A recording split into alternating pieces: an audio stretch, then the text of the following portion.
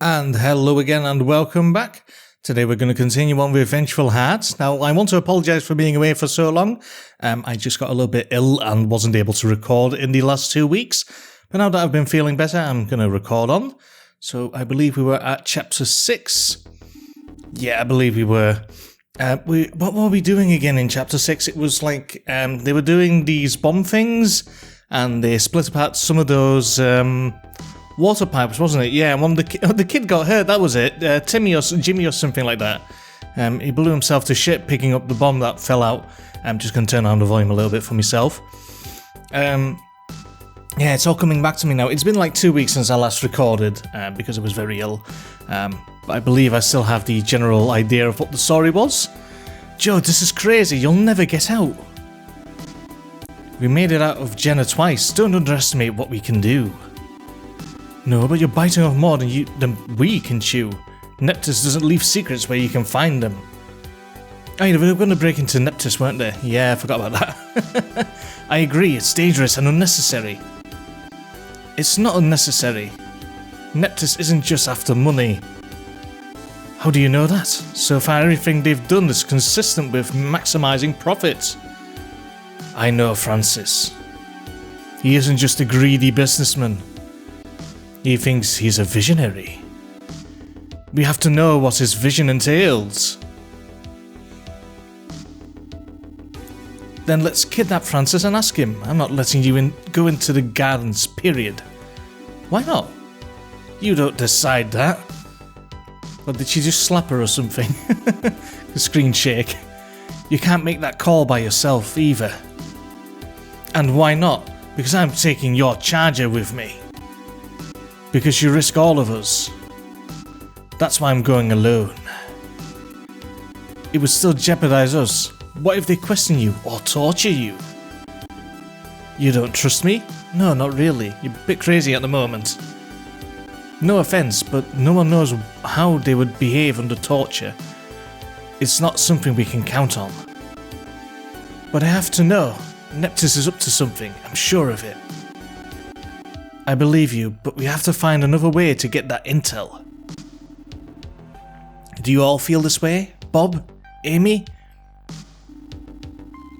You're as brave as they come, but this is too much. Bank robbers don't walk into police stations. Well, they could. Sorry, Josephine. Jenna was a risk we had to take to survive. This isn't. Now they're going to pussyfoot around for like 2 chapters and then like, well, we're going to do it anyway. Well, it does seem you have me outnumbered. It does. For what it's worth, I believe you're right, Joe. But I can't lose you to needless risk-taking. Well, I mean, it's not that much worse than breaking into a high-security, I want to say prison, but it was a hospital, wasn't it? We'll find another way, I promise you. It might take a while, but whatever that sprig is planning, we'll figure it out. Rani took Josephine's hand. Okay, you're right. Breaking in would be suicidal and stupid as hell. I guess I'm still shaken up about what happened today, which was actually 2 weeks ago because I didn't record. I promise you I'll think of a way to hit Francis that's less risky. Well, and we promise to follow you when you do, no matter how dangerous it gets. I mean, they do have a helicopter, they could just kind of fly up to the gardens, couldn't they? So is my demonstration plan still going forward? Yes, but none of us will be there. It's too risky. Neptus is guaranteed to film and identify everyone who shows up. So I have to organise a demonstration without being there.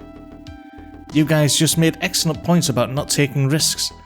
Can you pull it off? Manage from a distance? I'll do my best. They were just kind of getting somewhere with, oh, let's break into the gardens and stuff like that. And it's like, no, let's do a demonstration instead. For the next few weeks they waited. Why? The conversation sparked by the bombing and the riot at the Neptus stand grew by the day. The news found plenty of horror stories about families struggling to pay their water bills, and people ate it up. Katrina wasn't the last copycat criminal.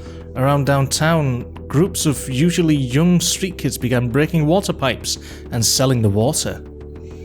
But the tide had turned against sabotage.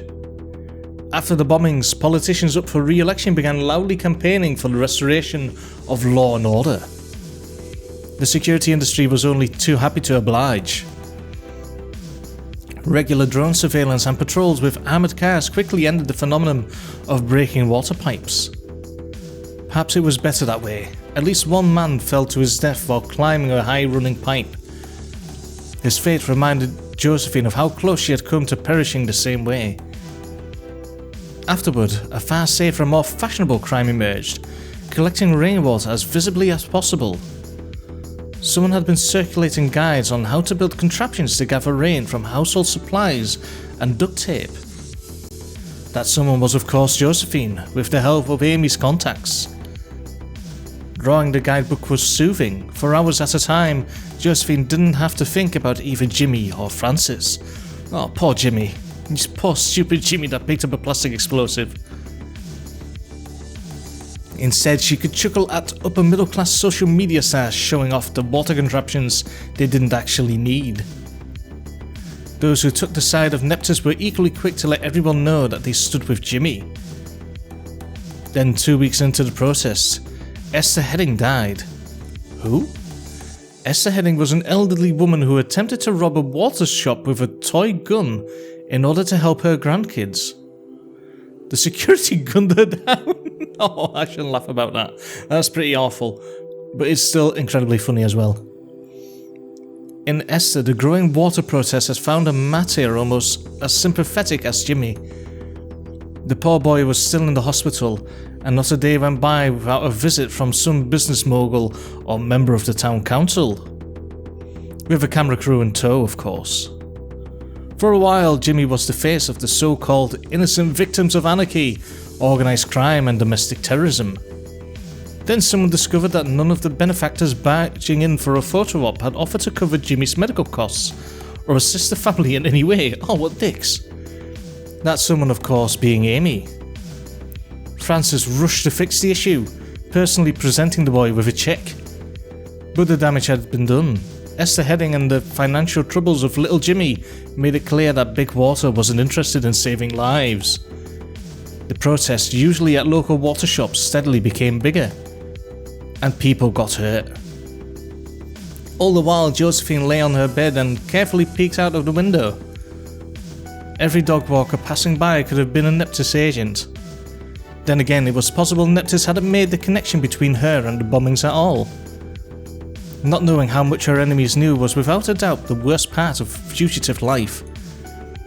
The second worst was not knowing what they were planning. She was about as safe as she could be. She tried to make herself believe.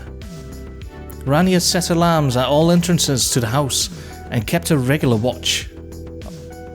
Nevertheless, Josephine woke up ready to grab a gun whenever a car drove by.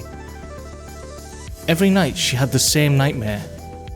In it, Francis went by his day, cracking jokes at meetings, giving interviews, having lunches with investors and dinners with attractive women. Utterly unaffected by anything Josephine had done or could do. It drove her crazy. She would wake up for a shift, discovering that she'd scratched herself in her sleep. And it was every night. Josephine sighed deeply and relished the smell of black coffee. It was morning again, though the days spent inside the house became harder and harder to separate. Kind of fitting for the times that we're in right now. Every day was more or less identical, just like the days at the hospital. What's up, Joe? Didn't sleep well? No, just lost in thought. I'm starting to have enough of this vacation. My advice is to enjoy it while it lasts. After Amy gets that demonstration of hers going, we'll have our hands full eventually. But it doesn't give the same satisfaction as actually getting your hands dirty. You used to have a white-collar job. I know, it's weird that I don't miss it. Regular hours, nice pay, not being on anyone's hit list. I don't mind that. I mean, the constant danger is a bit exhausting, but at least someone is afraid of us, you know? Making enemies means you stood for something. I get it. I'd still rather retire on the farm and never get shot at again. Really? I didn't take you for someone who'd want to settle down. Ooh. I'm full of surprises. Can I join you for breakfast? Please do. I've sat alone for quite long enough. As usual, Josephine had taken the last shift of the night, waking up hours before the others. She was now having her third cup of coffee. I'll give it to Amy's folks. They have good taste in coffee. They have good taste in everything. Even their towels are perfect. I wonder what Amy's parents do. Probably sell water or something like that. Wherever it is, they make a ton of money doing it. They're probably like the CEOs of Neptis or whatever. You mean rich girls, folks? They're investors or something such. Morning, Bob. Sleep well? Always do. Just like you always snore. Loud. At least I don't talk in my sleep. Oh, Jimmy, no! Alright, that's enough morning grumpiness. There's coffee on the machine. Help yourselves. Thanks. Sorry, I've never been a morning person. I've never even met a morning person until the doc... Of course. Alright, the doctor. The others laughed. Bob was right. If there was ever an undisputed early bird, it was Norbert. Every morning, usually before anyone else, Norbert got up, whistled in the shower and made coffee for everyone. Oh yeah, where is Norbert? Is he asleep? No, only Amy's still sleeping. Should we be worried? Maybe he just wanted some time for himself. He could be in the yard or upstairs. You know, just jacking it. It's not like him to disappear like that. Can you call him? Sure, let me just... She was interrupted mid-sentence by a shrieking noise. That's the front door alarm! Oh no, do you think they have Norbert? They'll be at the door soon. Get to cover, I'll get my gun. It's probably Amy's parents. And then the doorbell rang. The three of them dropped to the floor. There was no way of knowing when someone would begin shooting through the walls. Rani had somehow conjured up a kitchen knife. He wasn't in the kitchen to begin with. The doorbell rang again. What do? We had weeks to prepare for this. If we just don't answer, they might go away. But then we'll never know who it was. Oh, what a conundrum. Who exactly do you think it is? We can't take any risks here. It might just be the neighbours or preachers. Well, we don't have time to talk about our Lord and Saviour right now. We should open the door. It's too risky. If it's them, we can fight them and then get out before the next ones come. If it's someone else, we can breathe easy knowing that this place is still secure. Not knowing is the worst option. The doorbell rang again. Fuck, alright, I guess you have a point. What's all the noise about? Can you guys keep it down? Amy had appeared from the bedroom, hair askew. She was obviously still half asleep. She's going to open the door, isn't she? No, but you should get down. It took a second for Amy to understand what was going on. She dove to the floor. Oh, or maybe not. Crap, what do? We have to see who it is. Why not just place a camera, like, just outside of the door or something? You know, I mean, that technology must exist in this world where they have cybernetic arms and hats. Does that mean... It means you have to open the door. Oh no, but they could shoot me through the door. Keep to one side and be ready to use this. Rani handed her a pistol. Wait, did you stash a gun in my kitchen? I stash guns everywhere. The doorbell rang again. How many times did they ring the doorbell now? I only ring it like twice and then I walk away. I figured having some guns within reach might come in handy. Why? Guns? As in plural? How many weapons have you hidden in here without asking me? Just a few. Most of them are small. The doorbell rang again. How many times have they rang that doorbell now? Fuck it, I'll go. Be ready to save my ass. Well, Amy's gonna die. And she crawled to the door, gripping the gun tightly. Once there, she got up just enough to reach the lock. She pressed her thumb up into the fingerprint lock, breathing nervously. Josephine reached up to the stove for a frying pan. The door opened. Amy peeked through the crack and instantly hid the gun behind her back. Mom, Dad, good to see you. Come on in. I knew it.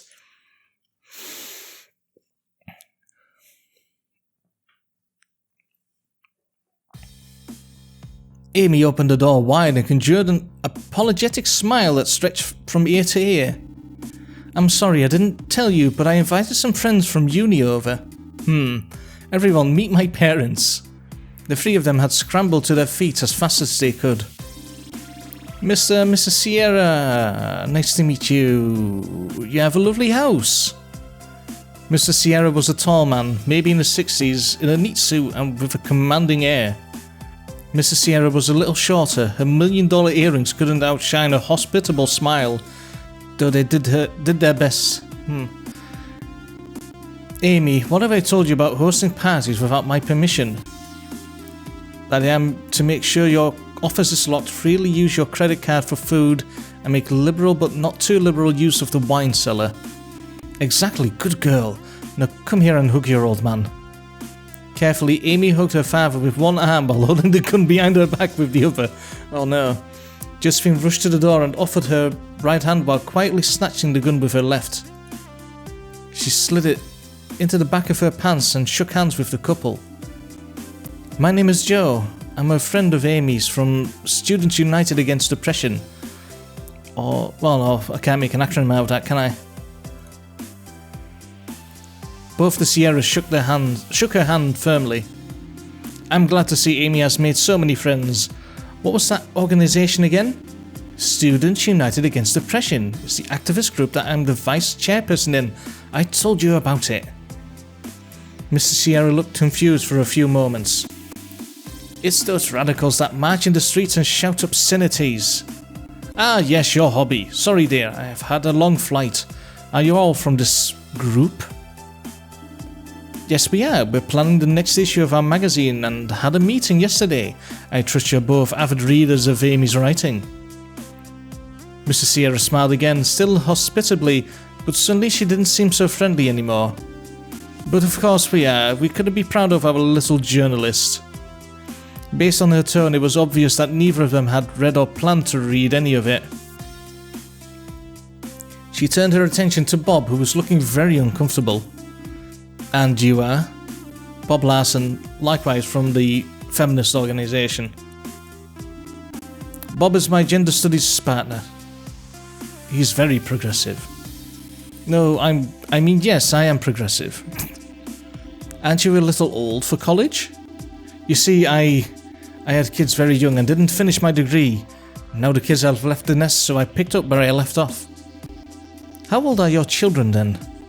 Fiona is 22 and Camilla is 18.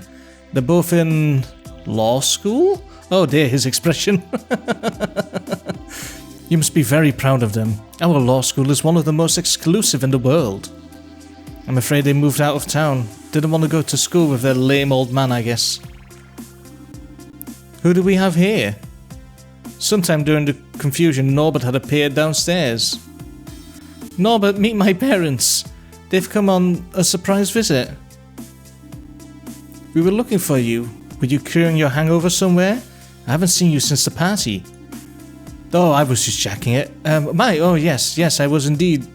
I had a bit too much wine yesterday, I think. Mr. Sierra laughed and shook Norbert's hand. Occupational hazard of many students, I'm sure.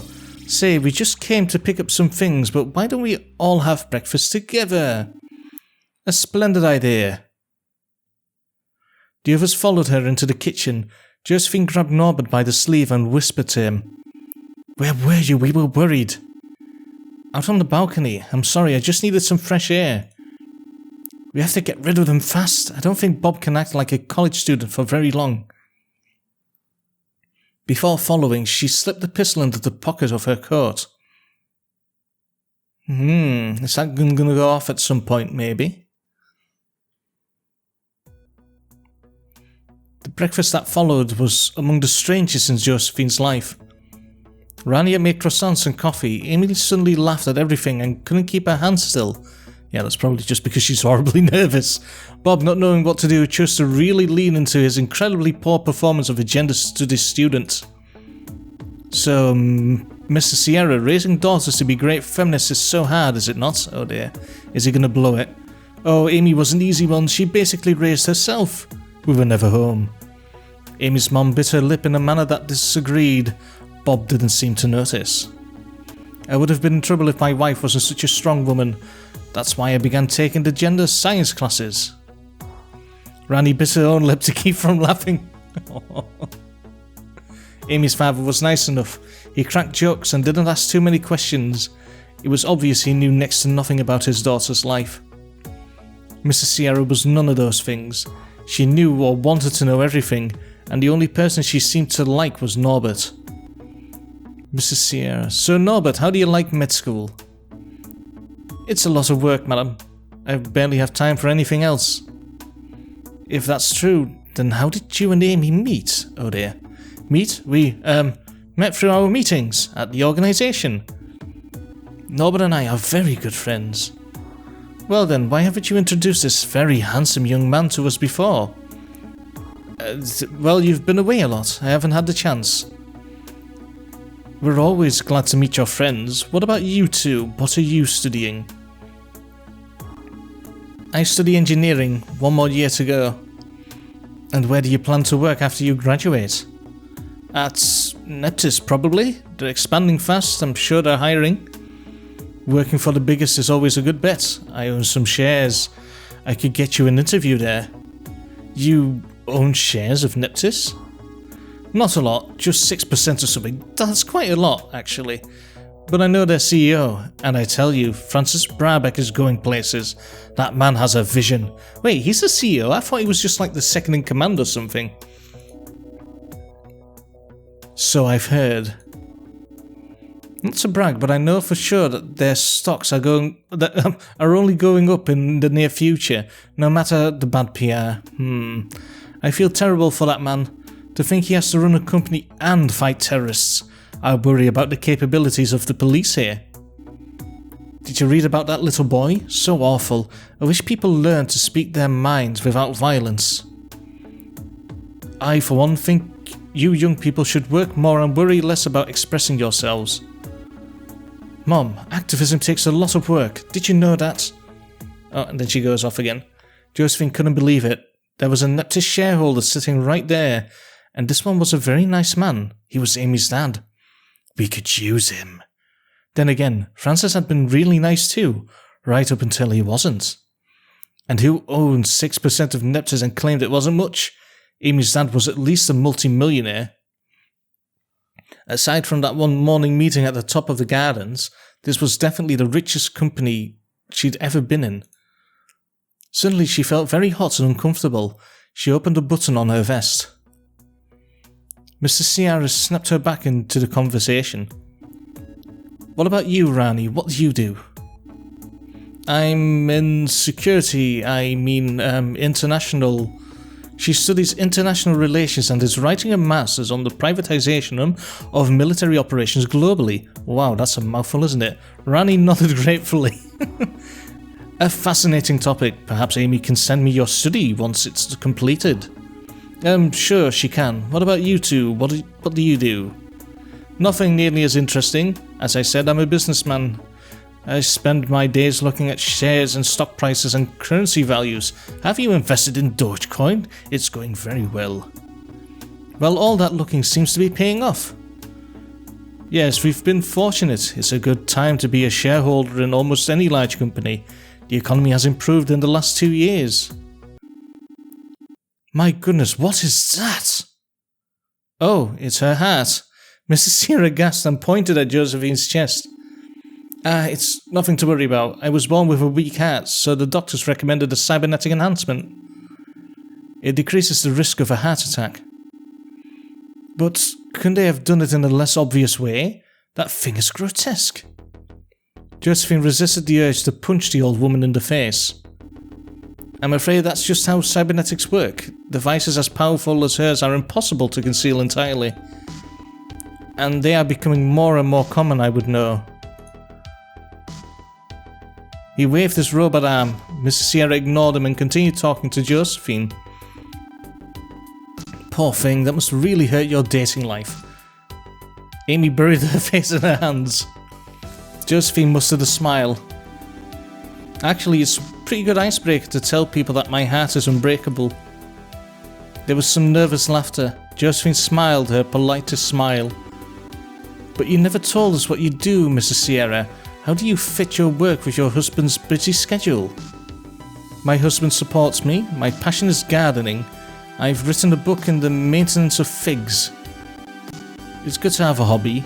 You know what they say on the news. The most dangerous part of being unemployed is lacking routines. Rani spat out her juice. Excuse me. Mrs. Sierra's smile had vanished. I didn't say I was unemployed, my dear, just that my husband supports me. Josephine shrugged. I didn't mean any offence. Don't we all work in the hope that one day we won't have to? In a way, isn't unemployment the goal?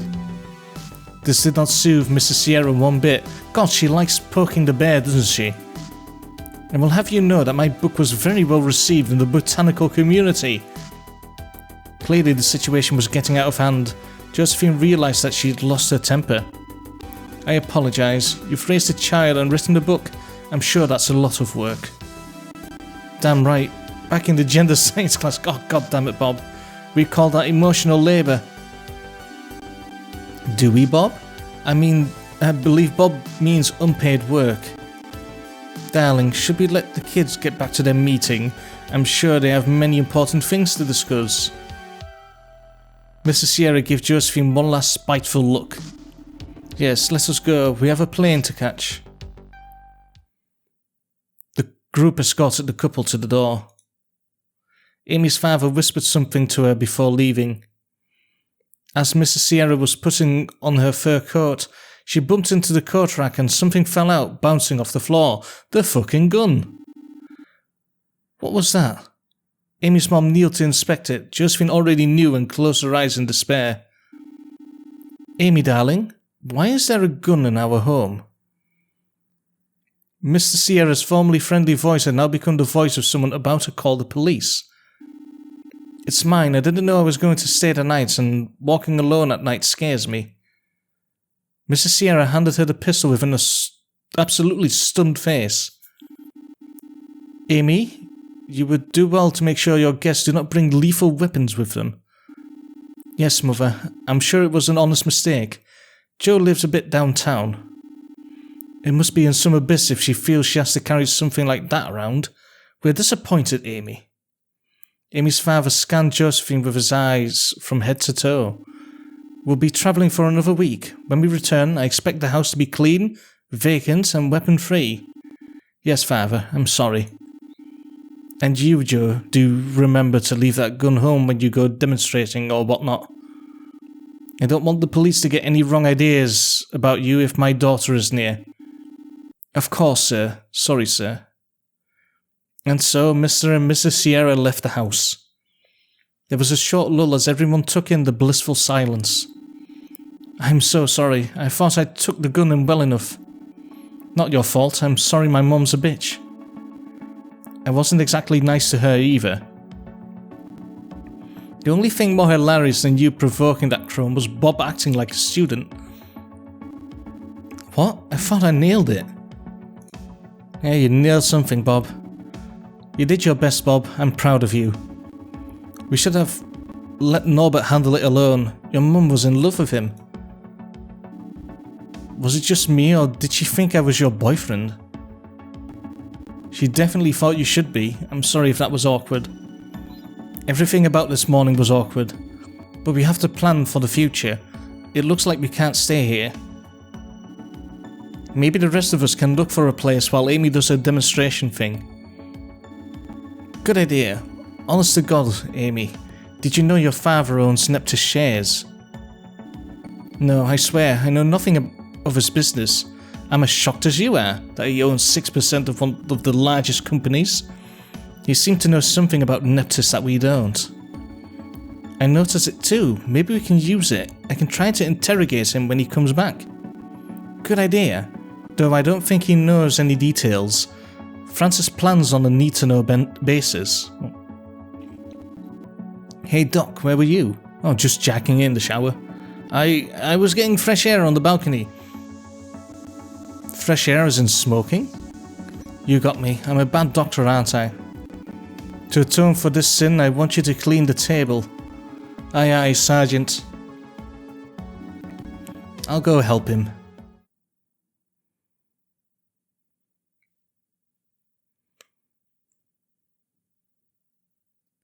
In the kitchen, Josephine closed the door.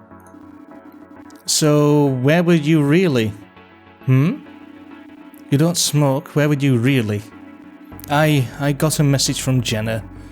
Jenna? Why? And why didn't you tell us? Norbert pulled up a chair and sat down. Last night there was a riot downtown. Security forces were called to break it up. Casualties? 9 people died and some 20 more were hurt. They were all brought to Jenna. Good, they could have just left them there. No, you don't understand. One of them needed a cybernetic implant. So they wanted your help? They needed it. There are only a few hundred people in the world who do what I do.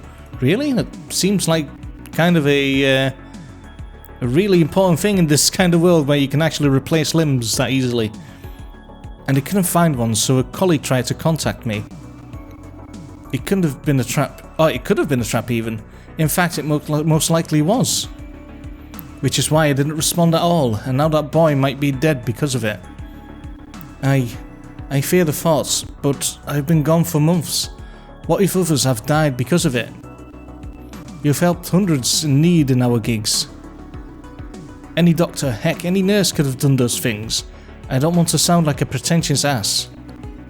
But your talents are wasted in handing out cough drops. I get it, you brought me back from the dead. And every day I'm not at the operating table or in the cybernetics lab, someone might die because of it. What about the greater good? With us, you're not just helping those the system hurts. You're fighting the system. Building fireproof houses instead of being a fireman. Yeah, something like that. What if I told you I think I'm a better fireman? Or that I miss being a fireman? You miss working at Jenna? Oh no, I'd never work for a private hospital again. But I miss doing what I'm best at, being where I'm most useful. If we're completely honest, I'm not a great criminal. Do you want to leave us? Maybe. I don't want to leave you. Lies. I don't want you to leave me either. Good. And he kissed her. Oh. Oh? It felt good. It felt right. What's happening? Until Josephine remembered that time she'd almost kissed Rani. She pulled back. Well then. I'm sorry, did I read that situation wrong? Maybe? No, not at all. It's just, with all that's going on, my mind isn't exactly on this. I understand. Dating your patients is wrong in any case. It's not that I'm not your patient anymore, and I like you, I really do. Now is just not the best time. Okay, do you think that at some later point there could be? Something between us? Maybe. When the good fight's been won, but I can't make promises. I'm a mess right now. That's probably one of the endings that we're going to be able to choose, aren't we? Alright, then I'll wait and fight by your side. Even if nothing comes of it. Even then. Thank you. They clear the table together in silence. Josephine's heart beat fast. She used the exact same excuse with Rani. It didn't feel good. Ooh.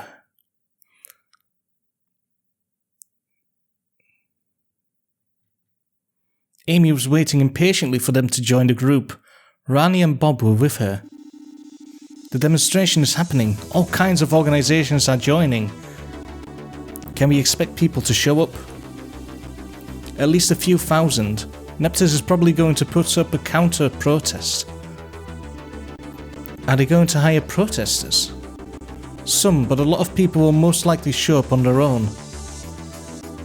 Who would do that? People who want to show they support the police, people who support privatization, no matter the cost.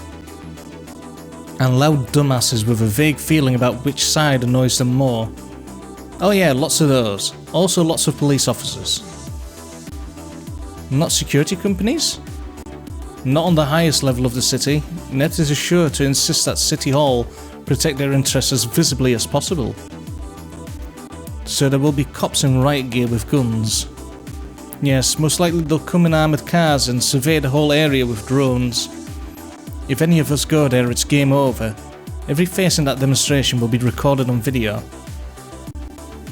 So how are you organising it if you can't go? I'm not. I called all my contacts and old friends and they called theirs. I told them I was sick. They put me in charge of online coordination. Meaning? We pushed a message on every online platform, published pictures, and issued warnings to leaders on the ground. Warnings?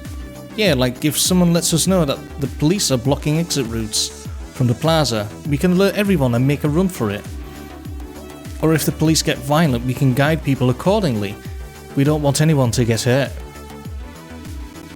And if someone does get hurt? Not to sound cynical, but if the police beat or shoot someone, it serves our goals. We have to make it as public as we can. That does sound a bit cynical, but it makes sense. Does it though? Oh, I guess. Are there people with first aid capabilities on the ground? Yes, I was hoping you could help me with that, actually. Stand by in case you need to give someone advice on the phone. Will do. You said we have to be pushing our message. What is that message? What will you say to the media? That Neptis needs to act according to its motto. Water is a human right, and human rights are not for sale. That's good. Hell, you know your stuff. Well, she should. I'm the vice chairperson, remember? Have you set a date yet? In 2 days. Oh, something's gonna happen in those 2 days, isn't it? So soon? It has to be soon. Last night the security companies killed 9 people at a water protest. Strike the iron while it's hot. Yeah, sacrifice a lot of poor innocent people to push your goals forward. Josephine gave Norbert a look. He just stared at the ground.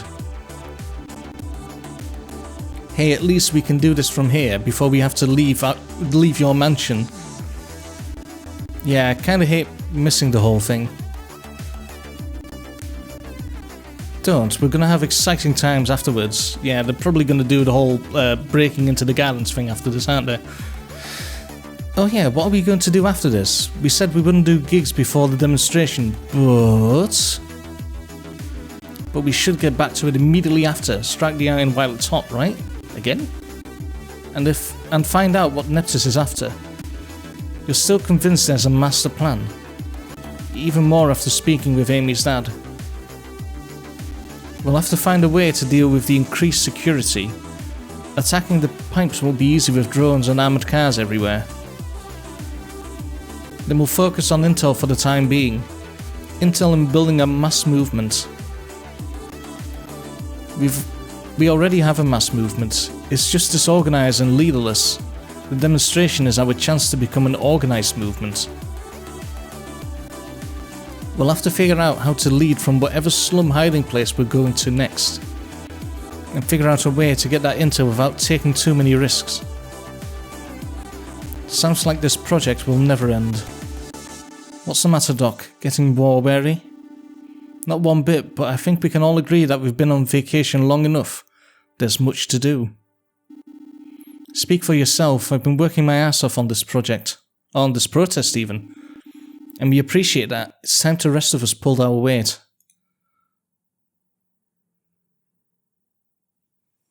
I'm gonna assume something's gonna go horribly wrong during the protest. That day and the next went by in a flurry of activity. Amy drafted them all to write code for neon signs that the protesters would carry. Rani checked with her contacts in the security industry. Amy had been right. Only official police would be there. Josephine was anxious. She spent most of her time alone, hidden in her room with a laptop. At one point, Rani had come to check on her. She'd sent her away as kindly as she knew how. When had she become an indecisive mess? She'd always known what she wanted. Then again, for a long time, that had been Frances, so maybe she couldn't claim to have impeccable taste. Oh, she knew that right now she couldn't really hang out with either Norbert or Rani. Oh, is she still hung up about that, is she? It was a shame because Amy was really in her element and Josephine was missing most of it. Josephine had dismissed her as an ignorant idealist when they first met, but Amy was worth her degree. She understood politics, the media, and organising in a way Josephine never could. Amy had the makings of a prime minister.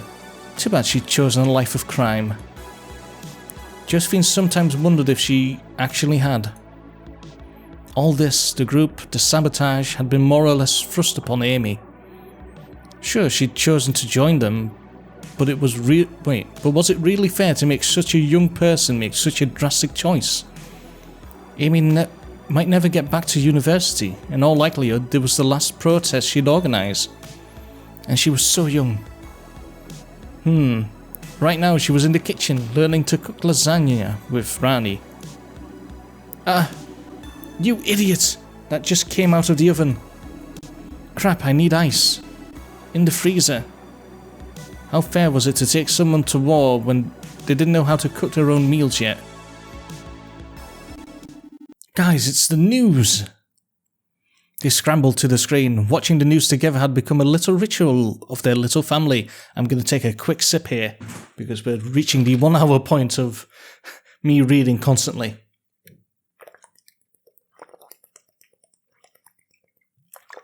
Oh, yes.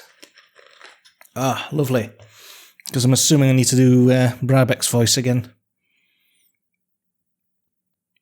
Oh, there they are again. Oh, wait, we have the ticker as well. Hi, I'm the guy who writes these things. And I haven't been paid this month. Aw, poor guy. I also haven't had a bathroom break in 7 days. Good lord, how? Also, they locked... Oh, well, they just cut him off from the new sticker. Our studio is experiencing technical difficulties. Yeah, I was wondering about that. Oh no, poor ticker dude. Also, it's the... Oh yeah, the background seems to be like waving a little bit when it goes by. Weird. What was Chris's voice again? Oh yeah, right. Good evening and welcome to the Channel 411 Metro News. I'm Chris Rivers. And I am Tina McAllister. Why do we always watch the same channel? Bad habit, I guess. Our top story tonight is about real estate. Have you always dreamed of a spacious, kid-friendly home that's still within reach of the centre? Well, you might be in luck. A massive renovation program is turning thousands of crumbling old blocks into beautiful dream homes, but you might have to hurry if you want one. How are they not talking about the protest? It's tomorrow. Instead, they're advertising Neptis homes. I wonder who paid them. Those are the same areas that we saw, that we drove through. I can't believe this. Have they got no standards? It's always been like that. You can't trust the news. They're all the same. Bloodsuckers complimenting each other for their excellent looks. Oh, jeez, that's a very hard sentence to read. Bloodsuckers complimenting each other for their excellent bloodsucking. Christ. Whatever happened to keeping the gates of democracy? More like conjuring an illusion of it. Shut up, I want to hear this story. Too late. Maybe now we'll get the protests. On to celebrity news. Tonight, we are happy to announce that an old friend of ours has claimed a seat at the big table. The meteoric billionaire Francis Brabek has reached the top. This morning it was announced that he is now the 7th richest man in the world. Brabek, who is known for his business vision, has been rising fast for the past few months on international listings of wealth. His success had been contributed to aggressively growing Neptis operations, while increasing his own share of the company. Just this morning he surpassed an oil man, a shipping mogul, and a tech prophet. Now we have Mr. Brabek, we have had Mr. Brabek many times here on this show, but we have never really gotten to know who he is, which is why it is my pleasure to welcome the newest addition to the Big Ten. Oh, there it is. Hello Chris, hello Tina. Hello to you, Mr. Brabek, and congratulations, how are you feeling? Very wealthy. Thank you, this is certainly a surreal experience. I cannot believe my good fortune. Who would have known selling water would pay well? Sir, your success is phenomenal. Can you tell us what drives you? Money. I believe in fairness, Chris. I have spent my life building services that people need, mostly to survive, such as water. Striving for a better world doesn't just get you out of bed, it makes you happy.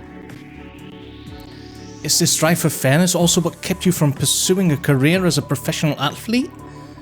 You could say that, Tina. As many of you know, I had a brief career as a swimmer. Ultimately, that just wasn't the place where I could do enough good. I could swim underwater, but I could also sell it and make a profit. Do you still swim, Mr. Browbeck? Only in my giant money pit. Every day, Chris, swimming is like meditation to me. It helps clear my mind.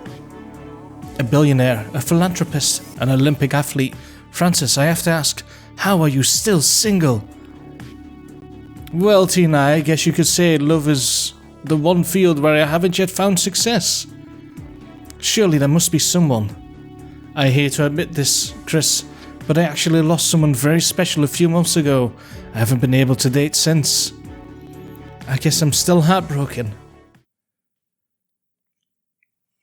Oh, Jesus. Francis, the other end of the love tetrahedron or something. Josephine could feel she was losing control of herself. Excuse me? And she ran upstairs, struggling to breathe. That interview had to be intentional, her rational brain tried to say. Somehow Francis had figured out what exactly had happened to her and was now baiting her to do something stupid. To expose herself. She threw herself on the bed and curled into as tiny a speck as she could. If she was smaller, then wouldn't the pain she felt be smaller too? No, it turned out, curled up or not, breathing was hard, and her chest suddenly hurt like hell. And the tears just kept coming. She'd been doing so well since she left the hospital. 0 panic attacks. Until now. When she eventually calmed down, she was so exhausted that she just rested there for at least an hour. Finally, there was a knock on the door. It was Rani. Are you still alright? Oh wait, are you alright? I'm not still alright. She's not alright at all. She's crying, she's horrible. I'm okay, I guess. I just thought I'd be better by now.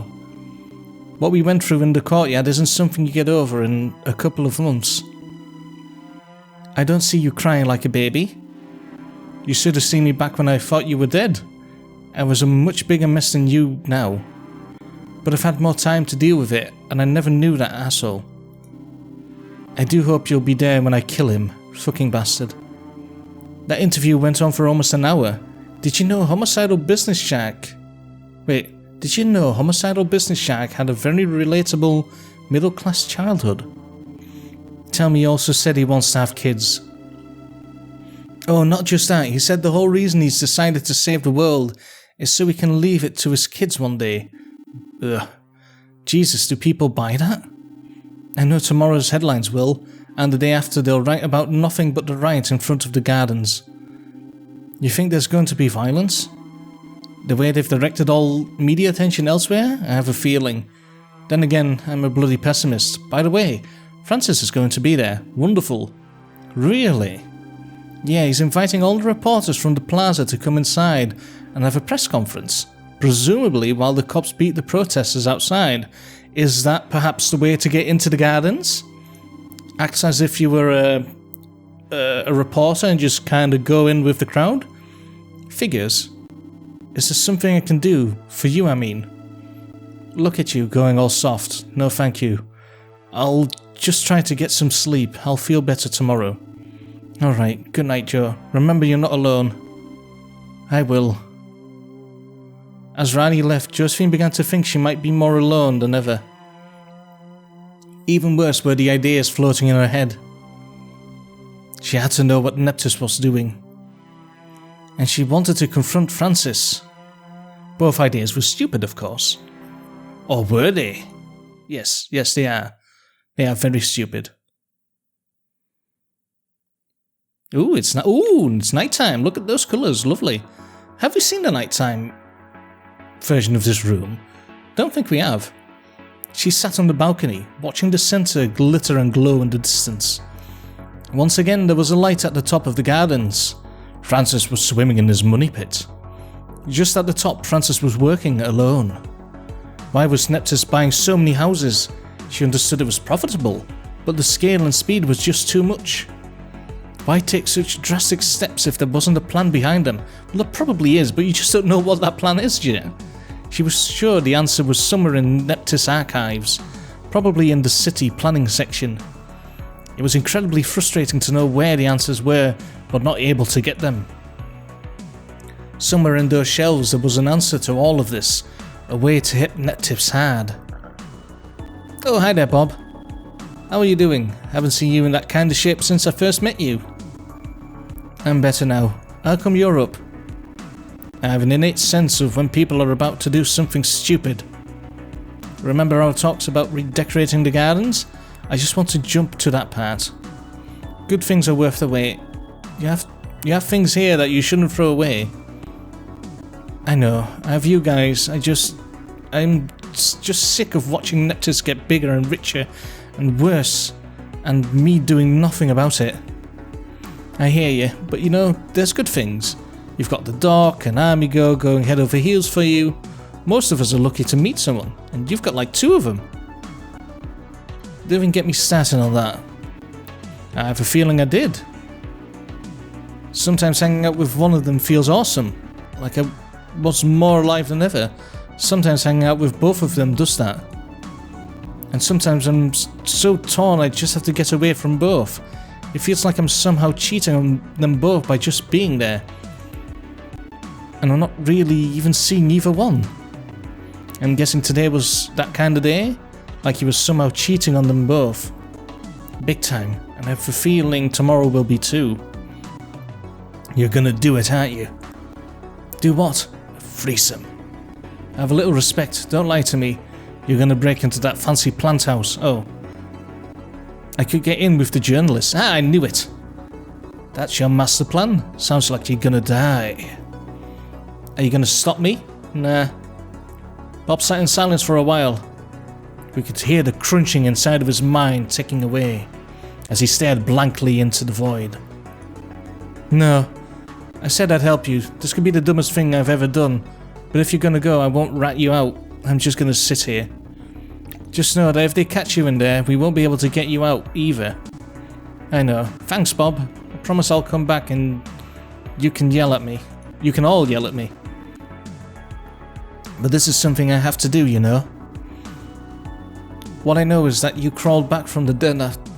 That you crawled back from the dead to get back at those fuckers. I'm smart enough not to get in your way. By the time the sun came up, Josephine was already gone.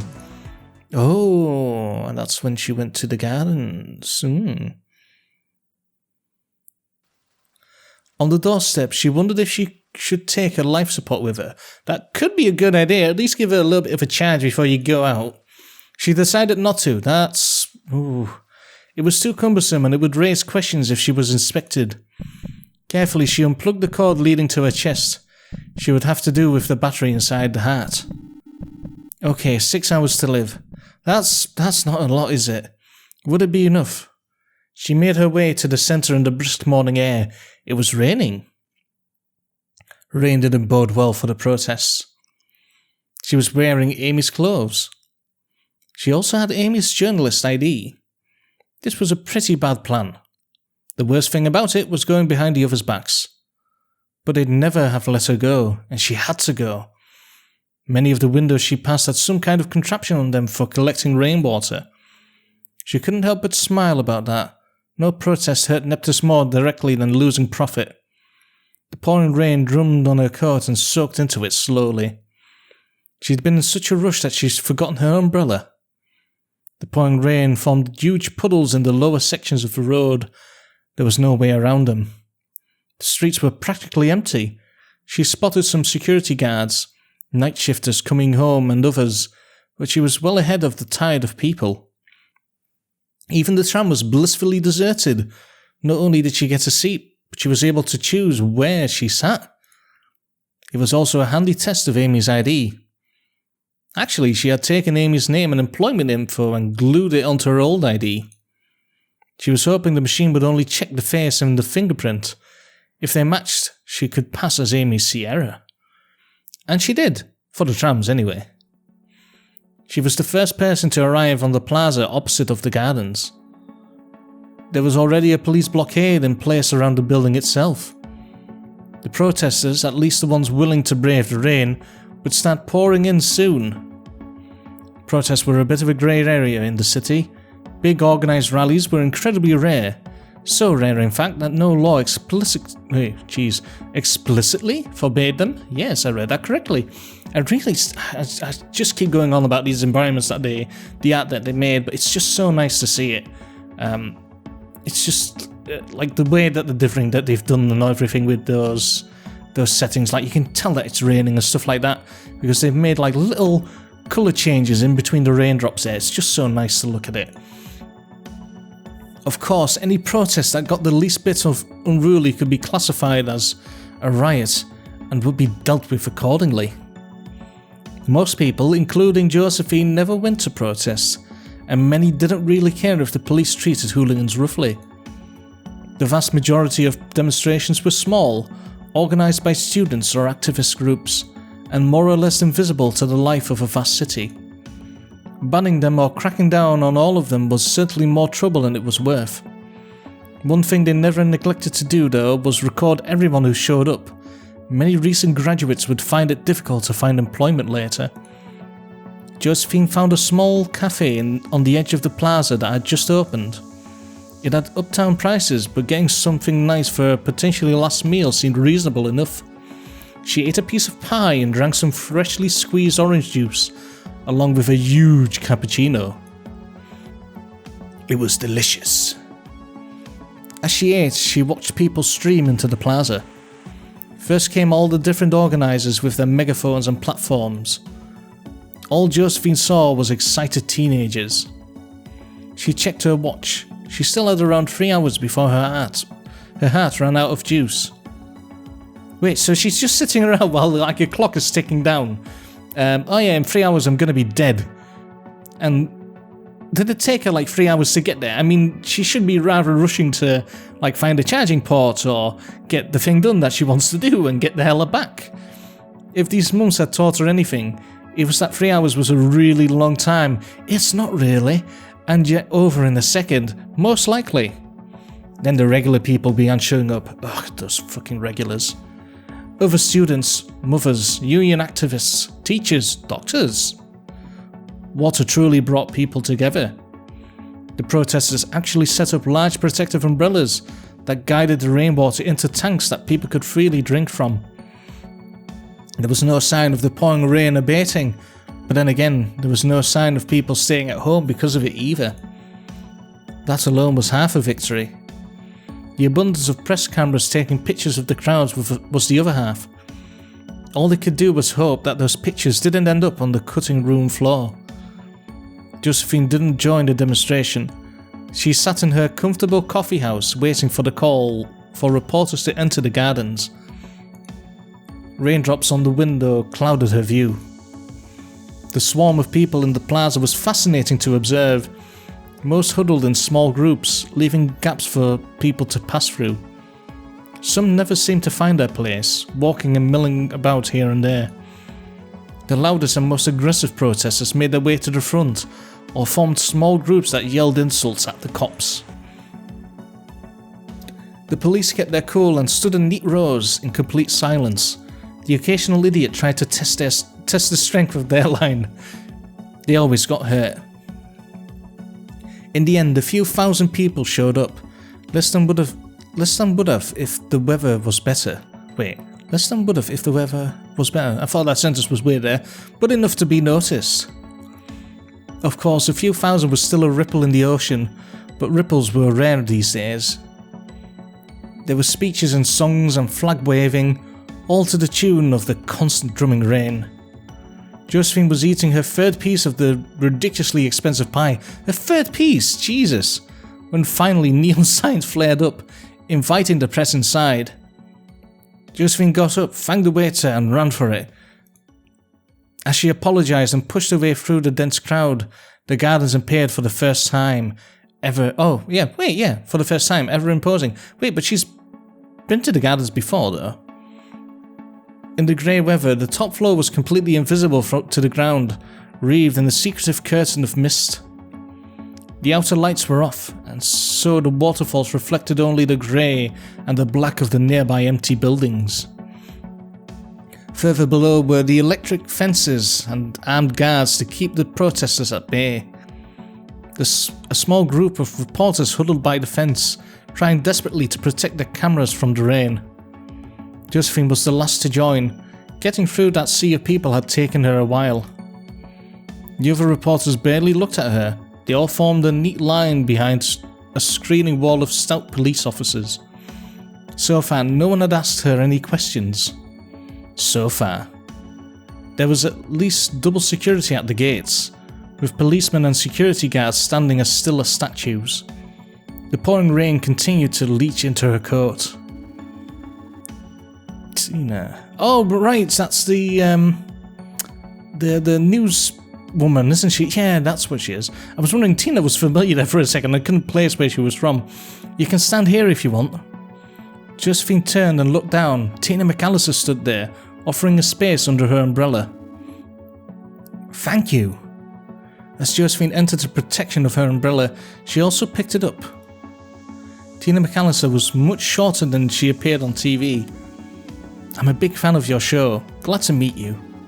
Thank you. Who do you work for? The walking corpse of printed news. Good one. You could be on TV though. You certainly have the looks for it. You're too kind. And you don't usually report from location. Special request from management. Everyone is covering this, so they want a high-profile face. Of course. Otherwise people might get the same news from another channel. Exactly. Are you nervous? We're going to meet Francis Brabeck after all. More than you know, Josephine thought. Absolutely mortified. Excited more than anything else. It's a privilege to meet such a visionary. Haven't you met him before, though? Never in person. I shouldn't tell you this, but those interviews we've had were all like 90% scripted. Really? Oh yes, Mr. Brabeck is very sensitive of his image, and he owns 37% of our station. Jesus. So when he asks you to jump, you ask only how high. Doesn't that ever bother you, not being free to report what you want? Oh, but I am free. I get job offers from other stations all the time. Well, what's the point? We don't cover Brabeck any more than we cover other sponsors. Real journalism is what we do with the money they give us. I see. How come Chris didn't come here? If they want all eyes on you, I mean... He politely asked not to. This might surprise you, but privately we don't really get along. Not at all. He always seemed kind of a dick to me. Tina laughed. Josephine was stunned to notice that Tina's broad smile was permanent. She doubted if there was enough evil in the world to kill that smile. Maybe. Chris isn't a dick. He's just, well... He's a professional performer. We all love having all the eyes on us. I guess you'd be doing something different if you didn't. Absolutely. Maybe I'd work for the walking corpse of printed news. The security guard at the gates motioned to them. Next. It's my turn. Tina stepped forward and flashed her ID along with a smile. The guard gestured her to move past. Talking with Tina had been a pleasant distraction. For a while, Josephine had forgotten what was about to happen. Now she couldn't. She stepped forward, slowly. She showed her ID. Is it gonna fail though? I'm gonna assume that it is. The guard took a good look at it, and then her. Look into this machine, please. This was what Josephine had dreaded. Her face was guaranteed to be in the Neptus system. She looked at the menacing little red dot while it scanned her facial features, eyes and thumbs. Match, it declared. What? The guy gestured her to move along. So wait, so the machine just checks like the picture that's been taken and tries to match it to like the face that the scanner does then? The machine had cleared her. Was it possible that it only compared her to the info on her ID card? Yeah, that's what I was just saying. Her plan had pretty much rested on it. So that's kind of a very easily abusable system. Just paste a different image and a different thumbprint on it, and it's like, well, that's good. Yeah, we can get in everywhere where that person went into. She hurried back into the protection of the crowd of journalists and Tina's umbrella. Now she had to find a needle from a 114th floor high haystack and get out. Her watch buzzed. Rani was trying to contact her. Josephine didn't respond. She was too far in to be persuaded out of it. Besides, communications in and out of the building were likely monitored. Responding increased her chances of being caught. Was there a problem? You know those machines. Yeah, I once forgot my ID and they almost didn't let me in at work. What? Everyone knows your face. Except that one guard who doesn't watch the news apparently. Oh my god, I never asked your name, did I? It's okay. Amy Sierra, do you have any idea what today's conference is going to be about? Good to meet you, Amy. Well, they have to say something about the demonstration, but that's not a very sexy topic. I'm guessing he's going to talk about the new central water supply. It's supposed to open in a few days. Already? It's like they just announced they were going to do it. Yeah, but you know how it goes. They planned them for years before they announced them. Josephine knew alright. She designed the damn place, and now it stood on the spot where she used to live. A guide led the entire group to the second floor. There were at least 100 people, including cameramen, sound technicians, and reporters. It was strange walking these halls. For so many years they'd been her second home. Nothing had changed about them, but she no longer felt at home. Oh my gosh, look! Tina pointed to the window. The rain had intensified into a storm. Heavy winds beat the windows, causing the whole building to creak. The trees on the terraces outside swung and lost their leaves to the tempest. The screen of water flew in all directions, adding to the pouring rain, but that wasn't what Tina had pointed to. Outside on the plaza, chaos reigned. The lines of policemen were advancing, beating and electrocuting the protesters back. Drones flew overhead, dousing the area with tear gas. Some of the protesters had clearly been prepared and were now distributing gas masks and swimming goggles. Others had produced little weapons of their own and were fighting, using their superior numbers to their advantage. But there was no question about who was going to win. The question was, would the protesters have the good sense to scatter before one of the policemen opened fire? Horrible. What happened? It was perfectly calm just minutes ago. You don't think? They were waiting for us to be called in. When all cameras are on Mr. Brabeck, they can do whatever they want. Thank God we're in here. We should go now. We're falling behind. Actually, the conference room is just around the corner. I think I'll go to the ladies' room now. Or use the ladies' room now. You know where it is? Thank God, I almost pissed myself there. Too many cappuccinos to go, am I right? Sure, it's this way. Crap. There was nothing wrong with Tina, but the whole point was to get rid of her. By the way, what magazine do you report for? You dodged my question there. Sorry about that. I work for a fashion magazine. I was a bit ashamed to be with a really famous journalist. There's nothing to be ashamed about. I started my career as a lottery girl. Which fashion magazine? Fuck. Josephine didn't read fashion magazines. She could only hope that neither did Tina. Fashion Watch? I love Fashion Watch. I'll have to keep an eye out for your articles. What's your angle here? I'm doing a lifestyle piece on Mr. Brabeck. You know, because, he joined the Big Ten? Of course, just be warned. He always wants to review the content carefully. Men like him have to. Figures. That's the rest of the room there. I thought you were going to use it too. I have to make a call first. Why don't I meet you back there? Of course, see you later. Oh, with that, Tina went to the bathroom and Josephine was finally alone. Now to find the archives. She'd realised she needed a staff badge. Who worked on this floor? Marketing. She headed for the staff section.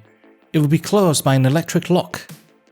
Some employees were just stepping out, clearly heading for lunch. Wait, don't close the door, I forgot my ID.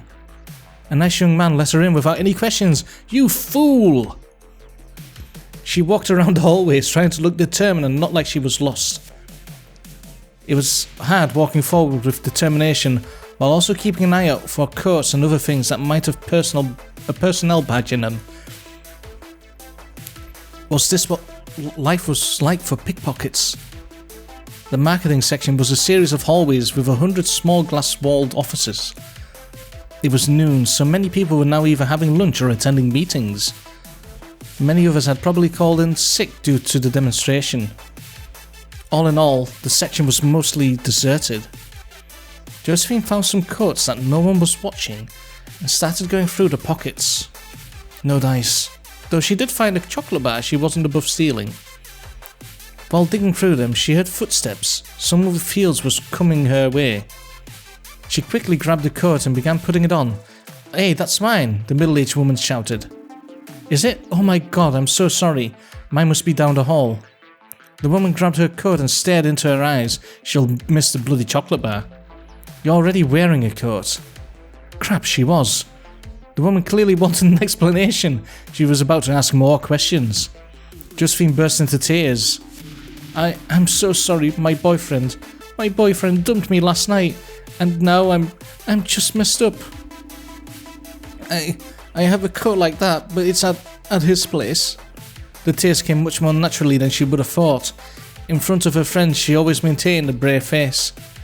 Right now, there was no reason to hold back, so she decided to go with it. "We were planning to get engaged, and that shithead just..." Now, dear, it's okay. Did he hurt you?" He cheated on me with one of my friends. Oh, that dick. Pig. Just like that fucking Jensen. Did you hear that? He's sleeping with another secretary. He's married with kids. Again? What a bastard. You don't say. Know what? Take the day off. You're clearly not well. Come back tomorrow when you're feeling better. You'll get over it. I sense that you're strong. But Jensen won't like it if I... He's your boss? Poor you. Don't worry. Oh, don't you worry. I'll talk to him as soon as I get back from lunch. He may be your boss, but I am his. Oh. What was your name again? Kendrick, ma'am. No need to be so formal. You go home, girl. Tomorrow is a new day and you'll feel better. Thank you so much. You're very kind. Oh, don't mind it. And one more thing. Yes? Find new friends. Real friends don't go behind each other's backs. Is she going to cancel the plan now that she's been told this? The woman took her coat and walked off. Josephine took a deep breath and dried her tears. Now she felt bad about stealing the woman's chocolate bar and about to go behind her friends' backs. Oh no! She had to keep looking. Oh, her hat. To think that she used to spend all her days in a glass box just like these, and that she used to like it. What more of it? A bigger glass box on the higher floor had been the sum of her ambition. Now it seemed so meaningless.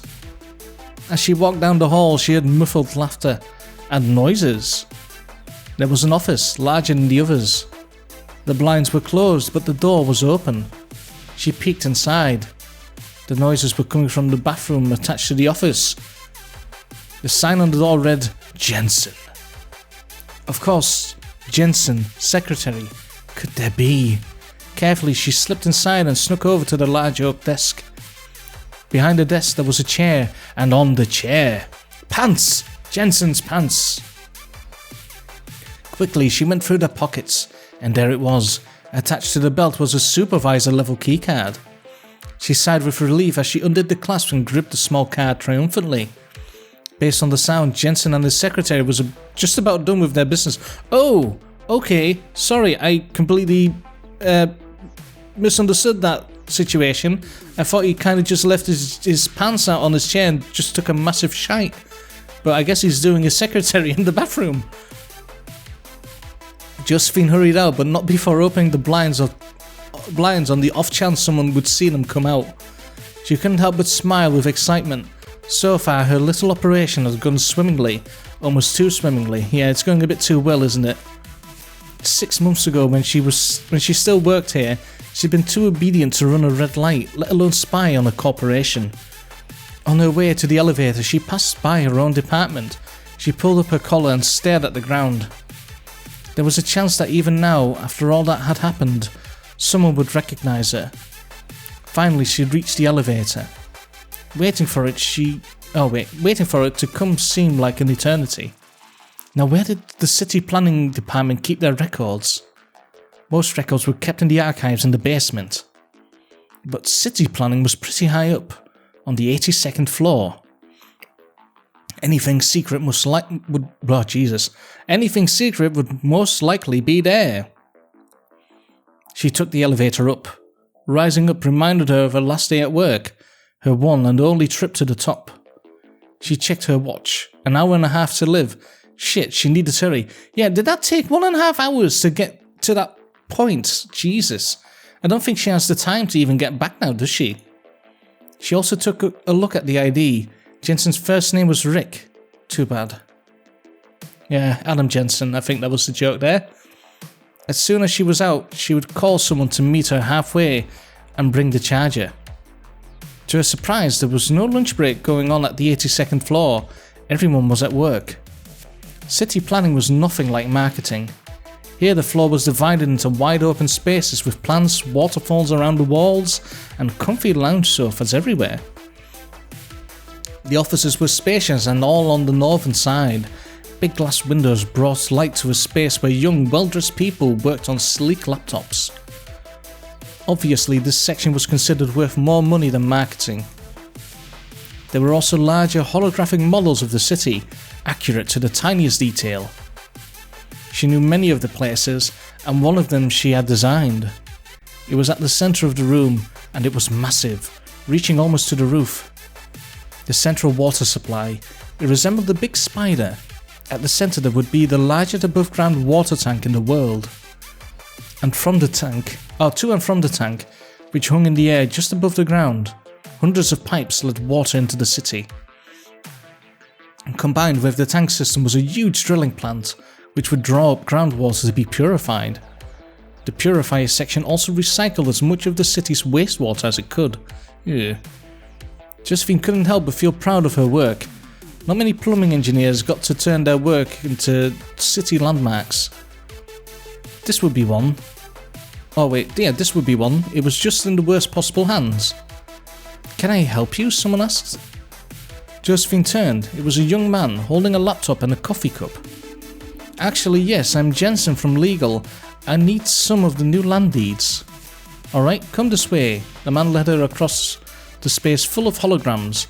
Josephine noticed that they were labelled. These are downtown city blocks. For now, what you're looking at is the city of tomorrow.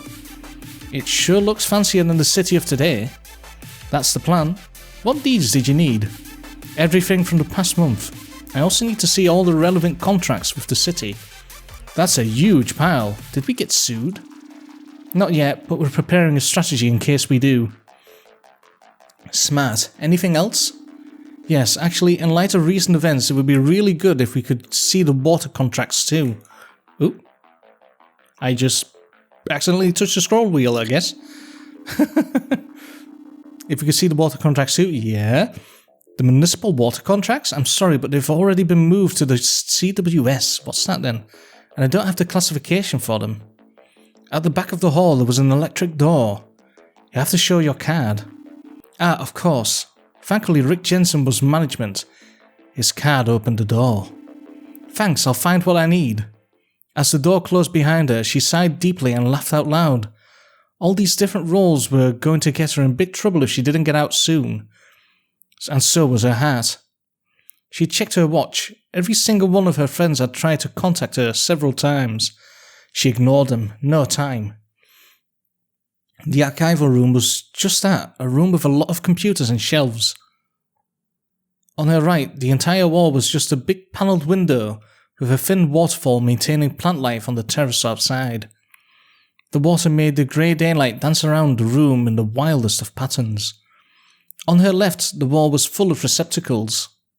Of course, if the city planning department needed something that was in physical form, they typed an order.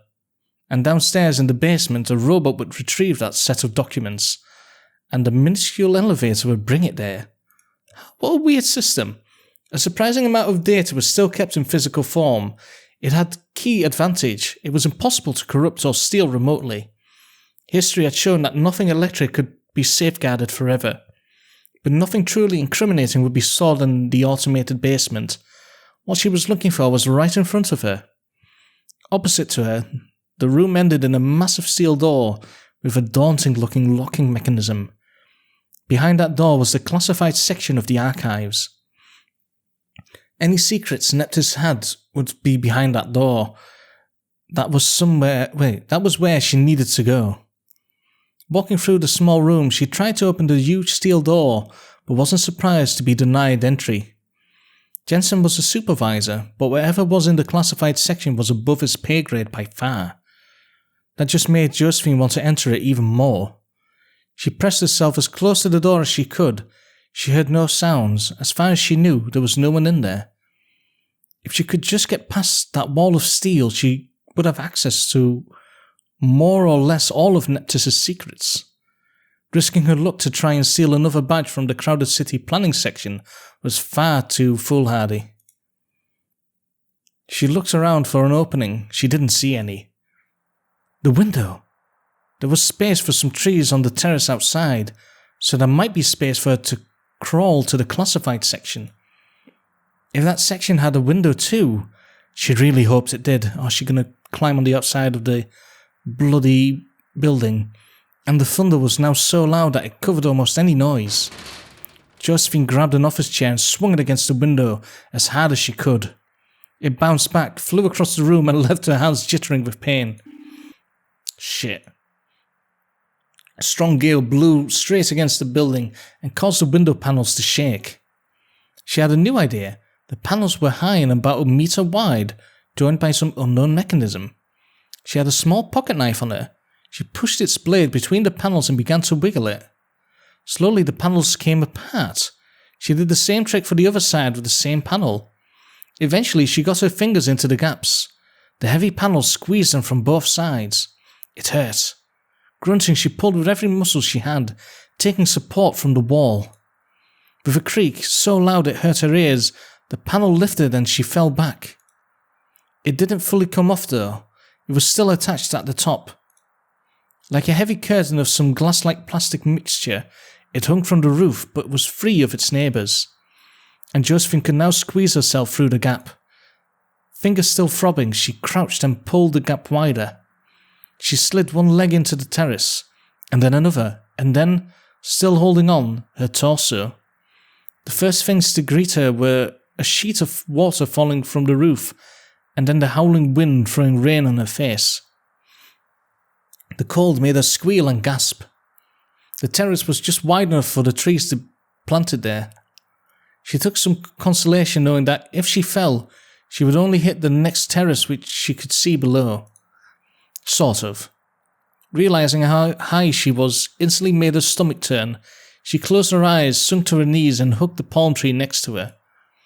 There was no way she could make it. Not this high. The realization paralyzed her. She looked to her right. The terrace extended to the start of the secret section, but no further. Clinging to the trees and the grass between them, she slowly made her way on all fours. Whenever she could, she squeezed herself between the wall and the tree. That was the only place she felt safe. Then thunder boomed again. She was now soaked with both the rainwater and water from the waterfall, which she was crawling directly under. If lightning struck, she would die. Far below on the square, she could see the battle underway. More protesters had shown up when they heard the police were trying to suppress them. It was turning into the riot of the century. Many of the rioters wielded rocks or batons of their own. Some even carried shields and bicycle helmets. And above it all, but still far below her, there was another battle. Police drones played screeching noises from loudspeakers and dropped tear gas. Someone had brought commercial drones with them that tried to smash into the police drones. Fragments of metal flew in the air and rained down like the storm. The police had started to use water cannons. Josephine couldn't look anymore. She didn't want to see the violent spectacle. She wanted to get to the secret section. When she reached the edge of the terrace, she cursed again. She wasn't close enough to open the window there with her knife. At the very best, if she reached out, she might be able to grab it with one hand. Should she give up? See if there was anything in the general section and then get out? Then she would have to come all this way for nothing. There was another option, but she was reluctant to use it. Oh, right, she has the gun. She still had Rani's gun. But if she shot the window, the people might hear it all the way down on the plaza. And even worse, they might hear it on this floor, or the one above. But what choice was there? Yeah, use the gun. She pulled the gun and, biting her lip, shot the glass. To her, the gunshots were incredibly loud, deafening even. When she closed her eyes, she could see that other rainy day in the courtyard when she'd been shot. The glass shattered into tiny fragments and flew in all directions before disappearing below. She shot twice more and the panel was mostly gone. Only her heart rate seemed to have heard it, oh dear. Now there was only the matter of getting to the window. Josephine reached out with her hand and got hold of the window frame. The waterfall made things difficult to see. Holding onto the frame, she slowly stood up, very slowly. She fixed her eyes on the open window. Nothing else mattered. Very carefully, she lifted one foot along the wall until it was on the windowsill. There was still sharp glass attached to it, like a row of knives or shark's teeth. Shaking like a leaf and no longer holding back the tears, she carefully kicked the glass away so she could get a foothold. As soon as she did, her body froze again. There was now just about nothing between her and falling to her death. She took a deep breath and stepped into the window even. She now stood with one foot on the edge of the deepest abyss she had ever seen. Oh no, she tried to hop inside.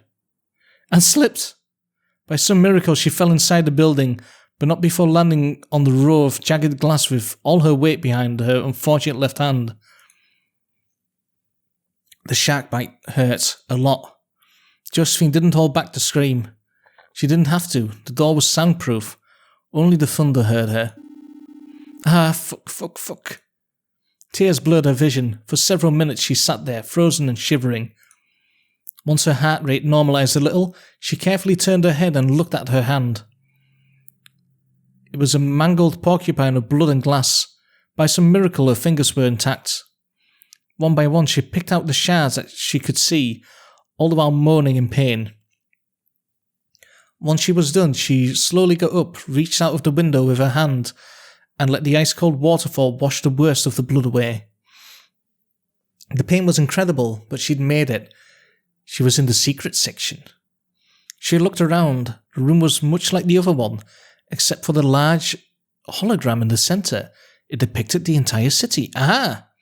She went to it and turned on the simulation. She was not disappointed. My God! She had found exactly what she had come looking for, and this seems like a perfect time to take another sip of water because I'm 1.5 hours in.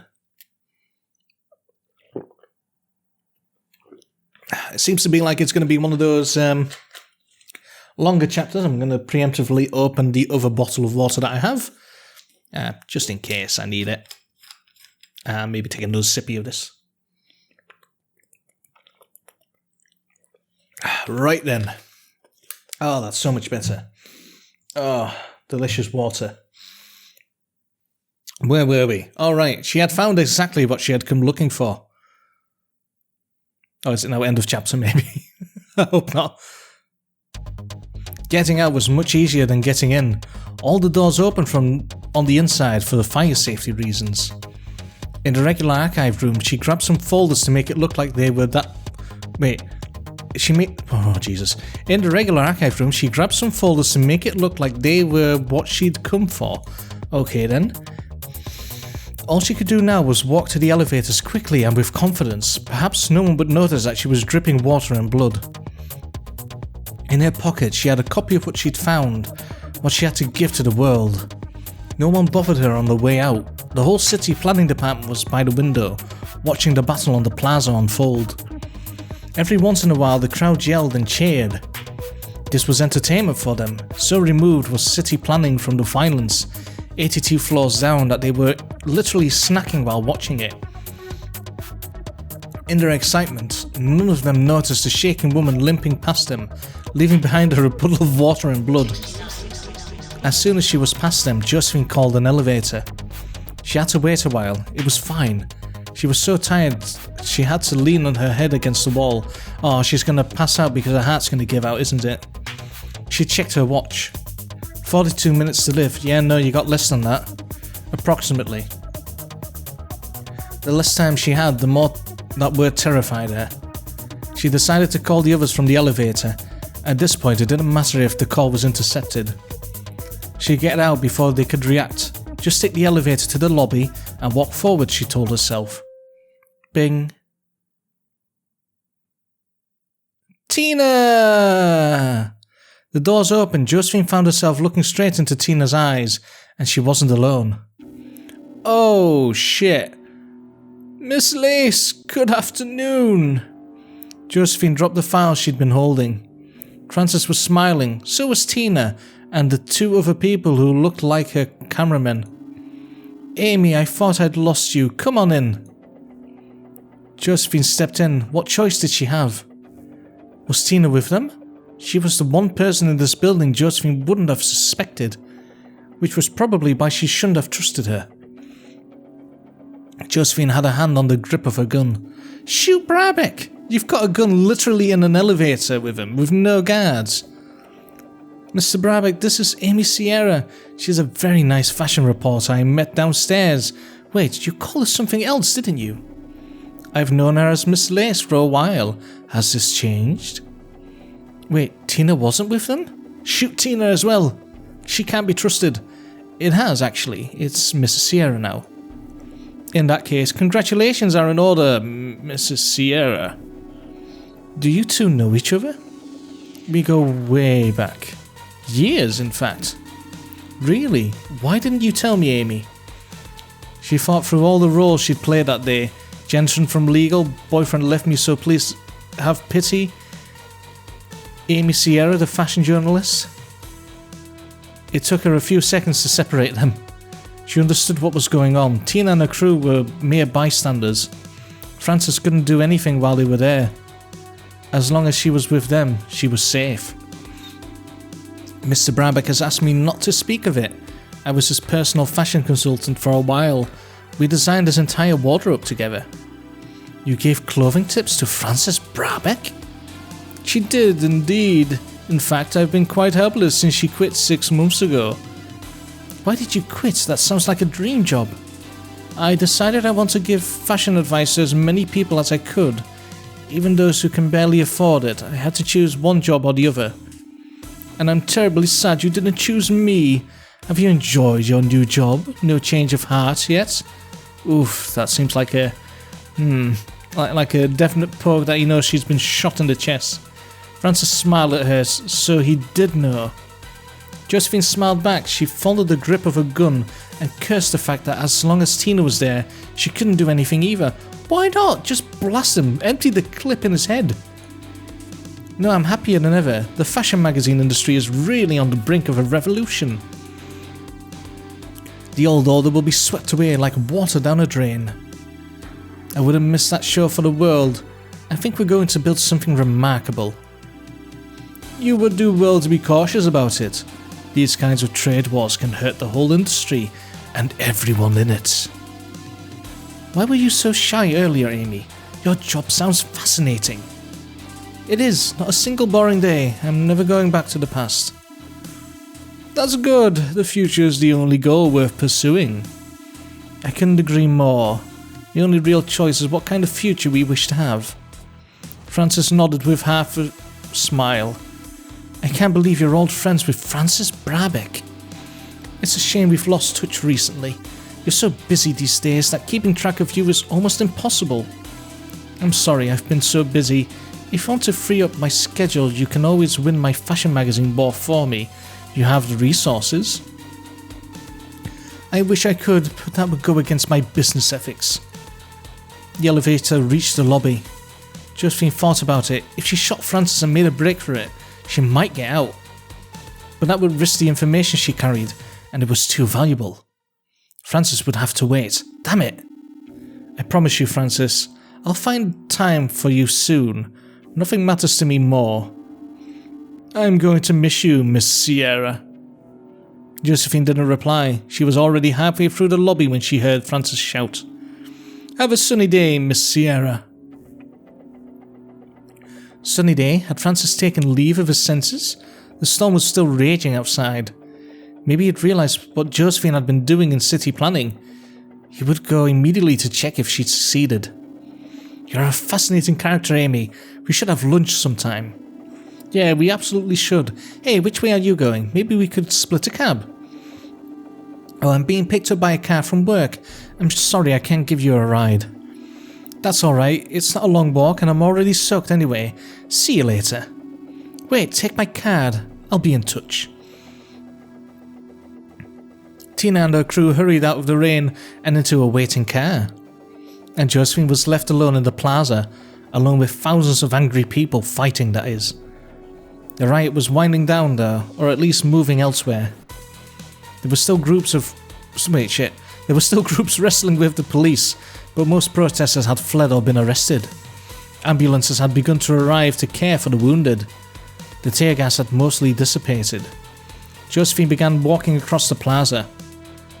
She used the black screen of her watch as a mirror to check behind her. 2 men were following her. Shit. Sunny Day had been coded for agents to bring her in as soon as the reporters were gone. She called Norbert immediately. "Josephine, where have you been? How could you do this? We've been so worried about you." "Yell at me later. I'm at the plaza near the gardens. I got some intel that changes everything, and I'm being followed by 2 men. And I've got approximately 33 minutes to live, and I'm bleeding." "Bleeding? Okay, keep walking. I'm not far away." "You're not?" "We figured out where you'd gone long before Bob caved in and told us. I have the life support device for you." "Do you have a way to get rid of my tails?" Wait, did I skip something there? No, I didn't. I thought I skipped a line there for some reason. "I'm working on it. Now keep walking." And Josephine did. At the edge of the plaza where she was headed, there was still a thick crowd of people. She could have lost her tails there, but there was also a wall of policemen blocking her way, beating the protesters. How on earth was she supposed to get through that? The gun! Use the gun! The commotion grew louder. Those protesters who still hadn't left were the kind who wanted to fight the police. And they gave as good as they got. "Norbert, I'm never going to get through that." "As I said, I'm working on it." She was almost there. The men following her were getting closer.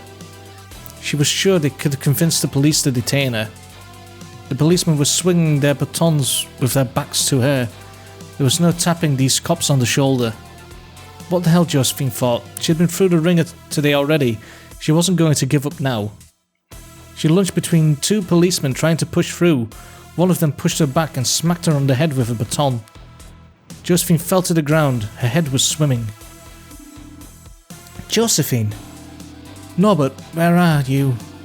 "I'm right here, Josephine, I'm right here." Norbert had knelt next to her. He was wearing his lab coat. "Those men, those 2 in long coats, they're the ones." "Alright then, let's get up, let's go." Norbert helped her up and began walking her to the police officer commanding the line. "Excuse me. Civilians are to leave this area," the man bellowed. "I'm a doctor. This woman is not a protester. She was trying to leave when those 2 men began following her." Norbert pointed to the men in the long coats. "Then who is she exactly?" the policeman asked.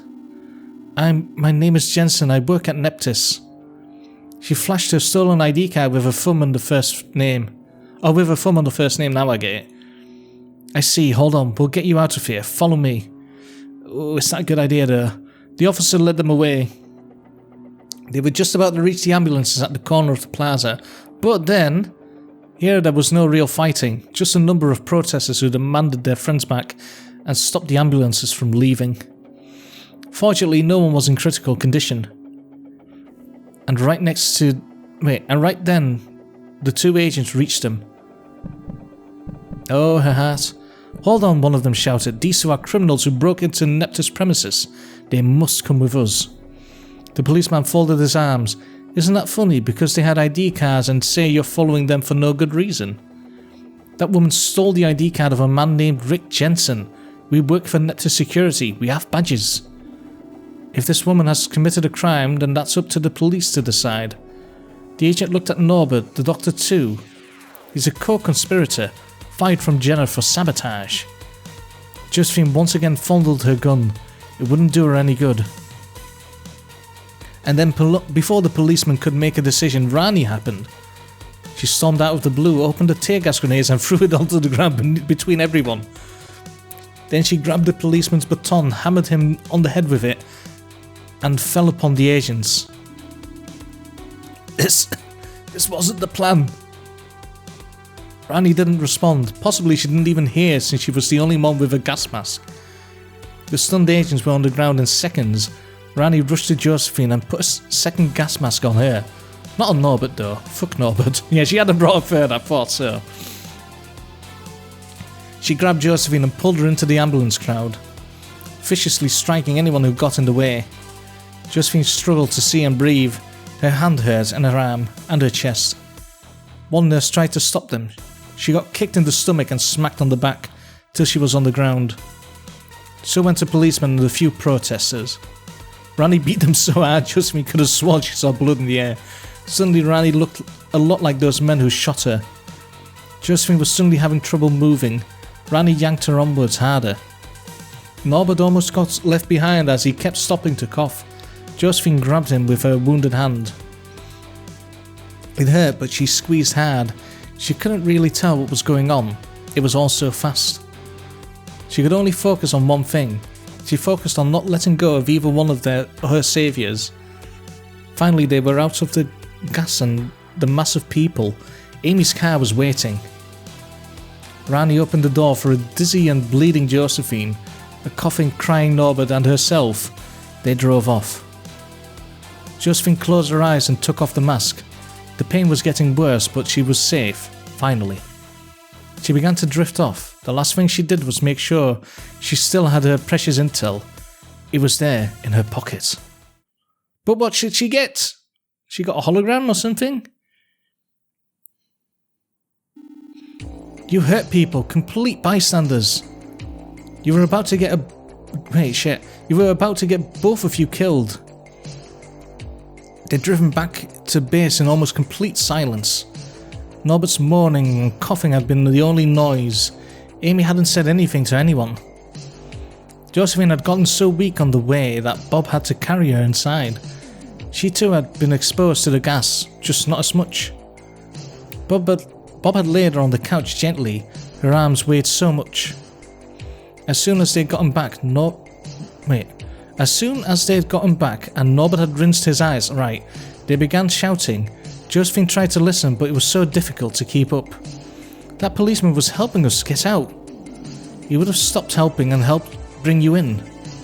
What about the others? You beat 7 people into hospital for no reason. They got in the way. I had no time to talk. You weren't supposed to be there at all.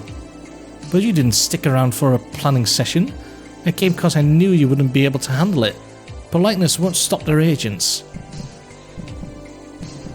You tear-gassed me, and Josephine. I brought a mask for her, didn't I? But not for me. Guys, we're fighting a war, Norbert. You have to take the mittens off. Either we fight back or we die. Guys, Josephine needs to be plugged in. We can't behave like some thugs. Guys, what? Josephine's not doing so good. Yeah, kind of the whole thing of her heart running out of juice and all that. They turned and saw Josephine immobile, pale as a ghost. Her eyes were moving around wildly. She's not plugged in. Get the charger. Oh yeah, they just forgot about that. She's going to have a heart attack. Rani rushed to bring the charger. Josephine was cold. Fuck. Wake up, Joe. Wake up. Grunting with no finesse, Norbert plugged her in. She didn't respond. Ah, shit. Get the defibrillator. Where is it? Where we keep the medical supplies. And where is that? The upstairs bathroom. No, it's at the helicopter. Why is it so far away? I didn't think we'd need it here. Way to plan ahead. Just get it, I'll try to resuscitate. Amy and Rani ran for the guard. They tripped over each other. Rani was quicker on her feet and flew to get the machine. Josephine hadn't woken up. Panting and with sweaty fingers, Norbert attached the sensors to her chest. 1, 2, clear. No effect. Oh shit. Why the fuck doesn't it work? She's getting power, isn't it? I'm upping the voltage. 1, 2, clear. Josephine woke up with a spasm. Gah. Josephine was breathing again. First incredibly fast, then a little slower. Water. Amy rushed to get water. That's probably not what she wants though. Josephine closed her eyes. Her heart was beating fast. Look at you two. You went in there to save her and she could have died because of your bickering. Norbert and Rani looked at Bob, slightly confused. Doc, you rushed in with no plan and only your silver tongue and a lab coat. What did you think was going to happen? That was stupid. Rani, you gassed your friends and beat up people who were on our side. Shut up, both of you. Oh wait, both of you only want to help Josephine, or so you say. Then help her, support her, work together and apologise now. Have a threesome. There was something very commanding in Bob's tone. You're right, I couldn't have saved her alone.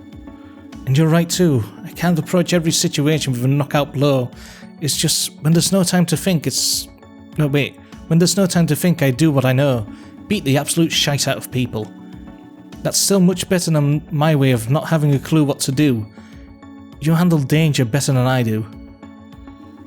Good. Now when the fight's to come, act like you meant those words. If you can't agree, ask us, or better yet, ask Josephine. You gonna yell at her too, old man? No, because I already told her plan was stupid. Someone else's turn. Like Amy! We haven't yelled at Amy for a while yet. Josephine slowly regained her senses. When she did, she was thirsty, then hungry, and then in pain. Only once all three were handled did she have the strength to really speak. She did so, wrapped in the blanket while Norbert treated her hand. Firstly, I'm so sorry. You should be. We could have lost you. What did you find? A memo detailing their super secret master plan? What did she find even? Not a memo, but a collection of PR strategies. City planning blueprints and whatnot. And Neptus does have a plan for this city. You mean more than buying houses and water? They're just a means to an end. The plan doesn't say when, but they're planning to cut the flow of water entirely to the lower city. Oh. How? Their contract must say that they provide water anywhere. All they have to do is keep raising the prices. Everyone will move out eventually rather than die of thirst. Why? What's the point? So they can build fancier homes? Pretty much, really. Half of it is that. The other half. Something worse? They're going to drive the people who used to live there to the desert. Take their homes and they become vagrants. And property owners can remove vagrants if they want to. Exactly, they'll be driven away from society to somewhere that no one owns. But they'll die in the desert. Exactly, mass murder by gentrification and indifference. Once again, why on earth? For every janitor, secretary and factory worker, there are investors, analysts, lawyers and other upper-class folks who want to live here. They want to replace the poorest people with people who can invest, consume and bring them more money. People who can afford to live in a fully privatized society. When the lower classes are gone, they can outsource manufacturing abroad to poor people that are someone else's problem. And Francis will have his dream of a clean, wealthy, privatized society. What about all the low-paying jobs that can be outsourced? Janitors, nurses, security guards and such? Someone has to handle those. They'll leave just enough low-end apartments to fill those jobs. People living there will be paid in Neptus vouchers, not money. And their right to the apartment will be tied to employment.